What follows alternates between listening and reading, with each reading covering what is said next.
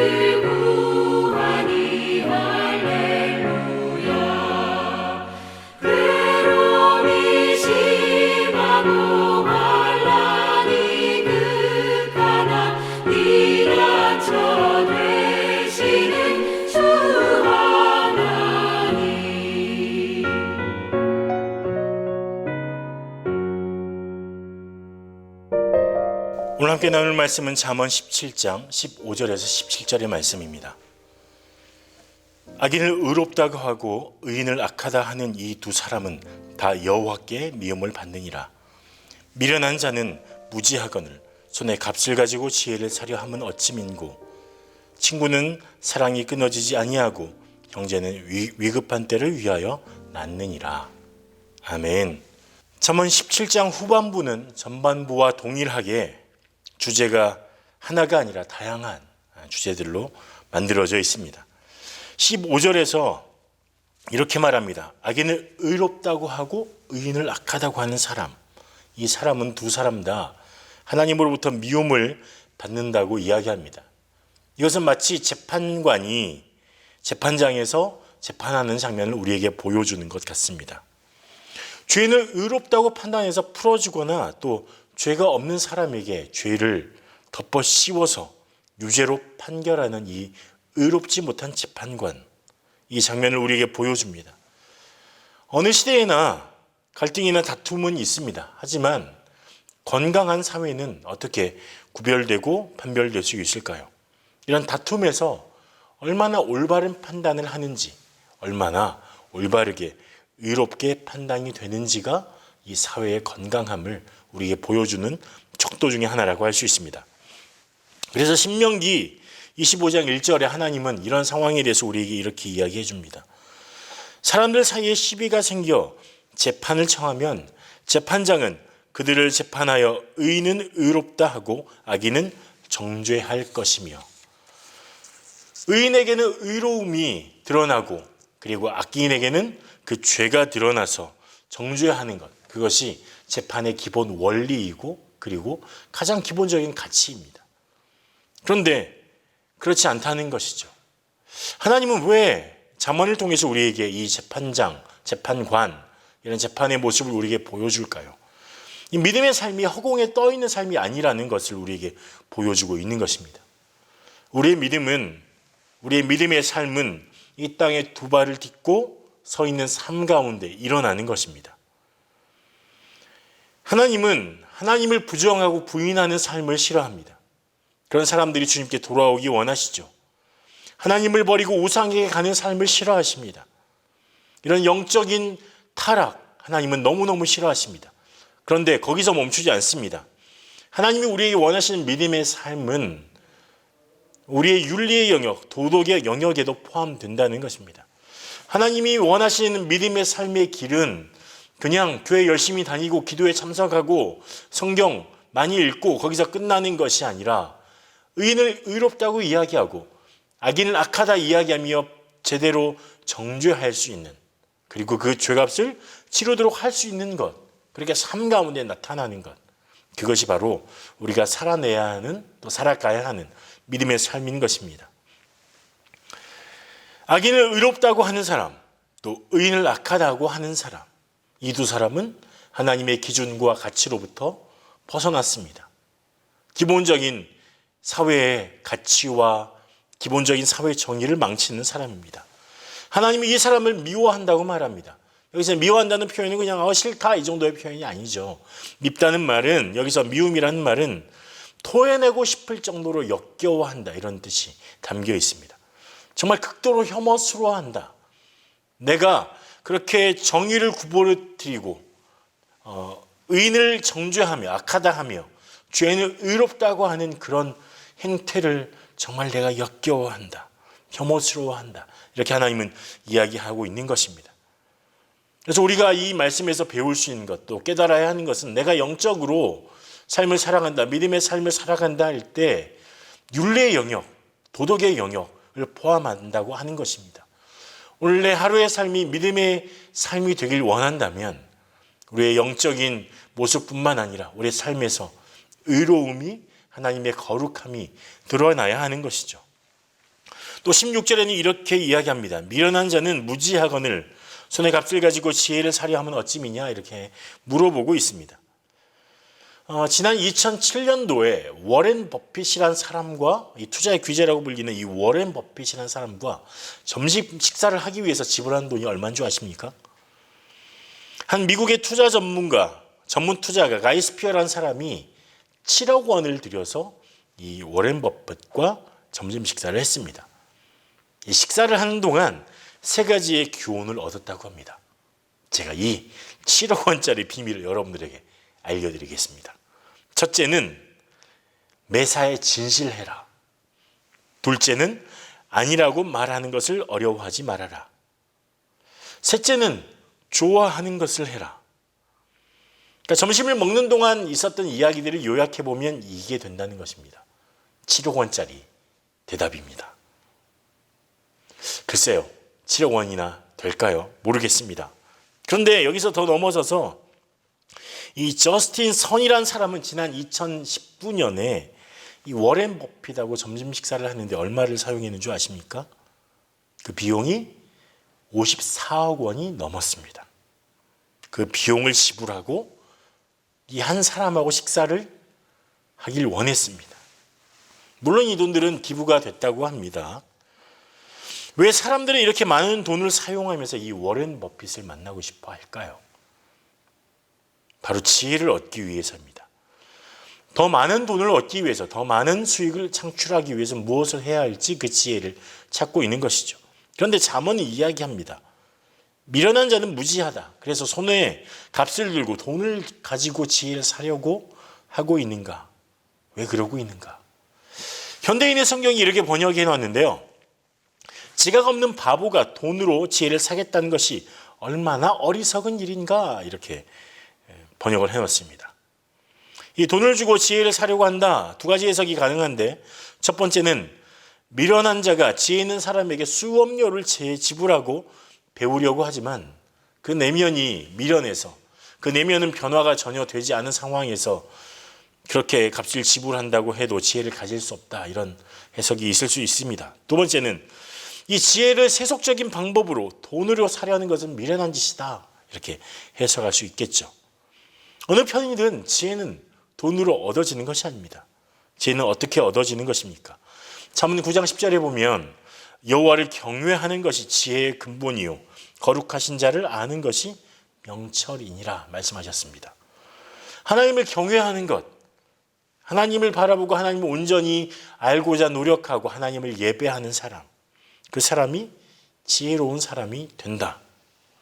또 시편 19편 7절에는 여호와의 율법은 완전하여 영혼을 소성시키며 여호와의 증거는 확실하여 우둔한 자를 지혜롭게 하며, 하나님의 증거, 하나님의 말씀하심이 이 율법이 우둔한 자를 지혜롭게 한다고 합니다. 근본적인 지혜는 하나님을 경외하는 것입니다. 하나님의 율법을 듣고 말씀을 듣고 이것을 마음에 새기는 과정, 이 작업, 이게 지혜로워지는 과정입니다. 또 하나님의 말씀을 어떻게 내 삶에서 드러내고 그 말씀대로 살아갈까 고민하고 실천하는 과정이 또한 지혜로워지는 과정입니다. 저에게 누군가 가장 존경하는 사람이 누구냐고 묻는다면 저는 주저없이 대답합니다. 저희 어머니입니다. 이렇게 이야기합니다. 공부를 많이 하시지 못하셨지만 석사학위가 2개 있고 또 박사 수료를 한 이 아들보다, 목사 아들보다 저희 어머니가 훨씬 더 지혜로우십니다. 제가 전화를 드리면서 통화하면서 어머니의 삶을 이렇게 들여다보면, 또 어머니의 태도를 들여다보면 저보다 훨씬 더 지혜로우십니다. 공부는 제가 훨씬 많이 했는데 저보다 많은 지혜를 가지고 계신 분이 저희 어머니시더라고요. 지혜는 어디서 옵니까? 하나님을 경외하고 하나님을 경외하는 사람으로 살아가는 이 시도, 도전, 노력 가운데 얻어지는 것입니다. 하나님을 알고 그 하나님의 말씀대로 살아가려고 발버둥치는 그 과정 가운데 깨닫게 되는 것이 지혜인 것입니다. 그것이 믿음의 방법, 삶의 방법을 깨닫게 하는 것이죠. 주의 성령께서, 지혜의 영께서 역사하시는 것이죠. 지혜는 돈으로 사는 것이 아닙니다. 말씀을 깊이 새기고 묵상하고 말씀을 살아내는 것, 그 과정을 통해서 얻어지는 것, 하나님이 부어주시는 것, 그것이 지혜로워지는 과정임을 잊지 말아야 하는 것입니다. 17절에 이야기합니다. 친구는 사랑이 끊어지지 아니하고 형제는 위급한 때를 위하여 났다 말합니다. 17절에 친구와 형제를 무시하는 악인에 대한 말을 하고 있습니다. 친구는 어떤 사람이니까? 보통 우린 나이가 같으면 같은 년생에 태어났다 그러면 친구라고 부르죠. 하지만 진정한 친구의 의미는 나이의 같음에 있지 않습니다. 국립국어원의 표준국어 대사전을 찾아보니까 이렇습니다. 친구의 첫 번째 뜻은 가깝게 오래 사귄 사람. 이것이 친구의 정의 첫 번째입니다. 이 현대인의 성경을 보면 변함없이 서로 사랑하는 것이 친구라고 번역해 놨습니다. 또 공동 번역에 보면 사랑이 한결같은 것이 친구라고 했습니다. 친구와의 관계는 사랑의 관계. 사랑의 관계는 이익의 관계가 아니죠. 자신의 것을 기꺼이 내어주는 관계가 바로 친구의 관계입니다. 여러분에게는 어떤 친구가 있습니까? 그리고 여러분은 어떤 친구로 누군가에게 어떤 친구가 되어주고 있으십니까? 지난 1월 26일에 2001년 일본 도쿄에서 이 전철에 선로에 추락한 일본인을 구하려다가 숨진 한국인 의인 이수연 씨의 20주기 추모 행사가 있었습니다. 벌써 20년이 지났습니다. 2001년 1월 26일 금요일 오후 7시 15분경에 이수연 씨는 당시에 일본어 학교를 다니고 있었고 또 고려대 휴학 중에 유학 갔던 일본어를 배우기 위해서 갔던 이곳에서 재정을 위해서 PC방에서 이 아르바이트를 하고 마치고 집으로 향하던 길이었습니다. 전철역에서 휴대전화를 하며 있었는데 어떤 사람이 술에 취해서 그만 비틀거리더니 미끄러져 버린 것입니다. 그리고 지하철 철로로 추락을 했습니다. 그런데 이때 전철이 다가오고 있었습니다. 이수연 씨는 주저하지 않고 망설임 없이 뛰어내렸습니다. 이 30대의 술 취한 남자를 구하기 위해서 뛰어내렸습니다. 또 옆에 있던 한 일본인 남성 세케네 시로 씨도 함께 뛰어내렸습니다.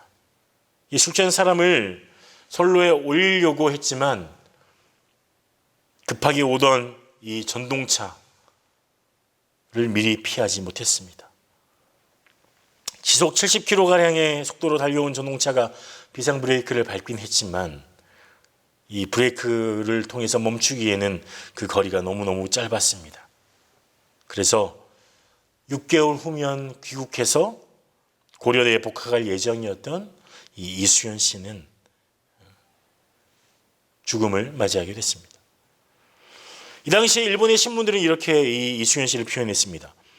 얼굴도 모르는 남자를 구하러 목숨을 던졌던 사람, 아사히 신문입니다.